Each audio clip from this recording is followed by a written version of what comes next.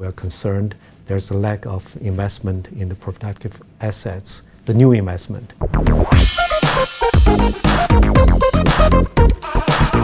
So, James, we understand that global FDI flows have increased the most since the crisis. But where did you see the largest jump? Yes, indeed, it increased significantly. It's reached $1.7 trillion, increased by 36%. The major jump was the FDI into the United States and to Europe, to the industrialized countries, so to speak. This is contrary to the past, where the investment mainly increased in developing countries. And in the United States, FDI quadrupled, and in Europe, it increased by $180 billion. Okay. Now, these increases we are seeing in your latest report from UNCTAD said they're unexpectedly large.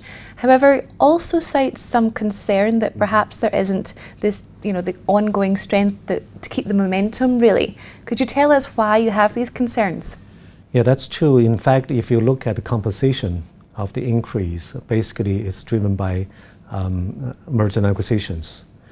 And a large part of it, roughly about 200 billion to 250 billion, or basically as a result of the corporate reconfiguration, meaning that some companies established firms outside their headquarter countries and then eventually moved headquarters there, and therefore the assets within their home country became a foreign investment.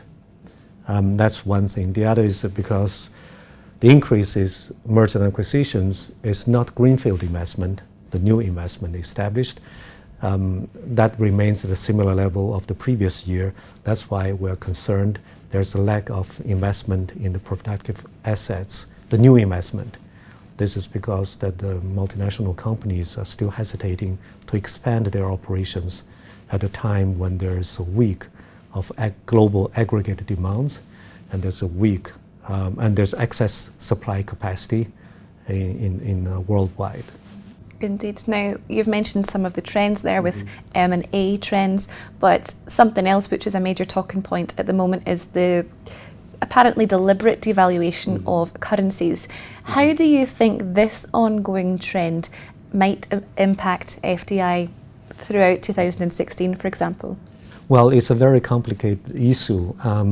The currency devaluation impact on FDI in different ways. It depends on the motivation of the investment, depends on the degree or the extent of the devaluation. Normally, the currency devaluation do not affect FDI in a big way because FDI is longer-term investment. There are a number of locational determinants, including the size of the market, the growth rate of the market, the policy environment, and the business facilitation. But if there's a drastic devaluation, like the ones that happened in 1997, the Asian financial crisis, then that will affect foreign direct investment flows in a big way.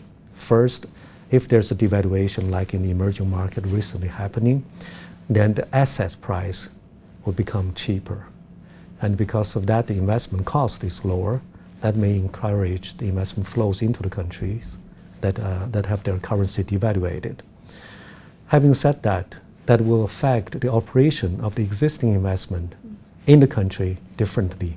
If it is market seeking, meaning basically you produce the goods and the services to serve the domestic market or the host country market, then when you remit back your profits, then and there will be a reduction of the revenues in the currency denomination of your home countries. But if it's efficient seeking for direct investment, meaning that you produce in the country, but mainly for export, then you have more competitive price to export. So it affects the multinationals' operation in a different way. And also in those emerging markets, they also have multinational companies investing abroad. And that will make their outward investment more expensive. That discourages the outward investment of these emerging markets, TNCs, or multinational companies. Well, it certainly sounds a tricky situation, but thank you for coming in and discussing some of the trends with us today, James. It's been a pleasure. It's a great pleasure to be here. Thank you very much for having me here, Monica. Thank you. You're welcome, and we hope to see you again in the future. Thank you. Me too. Okay, well that's all from James and myself for the moment, but there's plenty more coming your way on Dukascopy TV, so make sure you click back. Bye for now.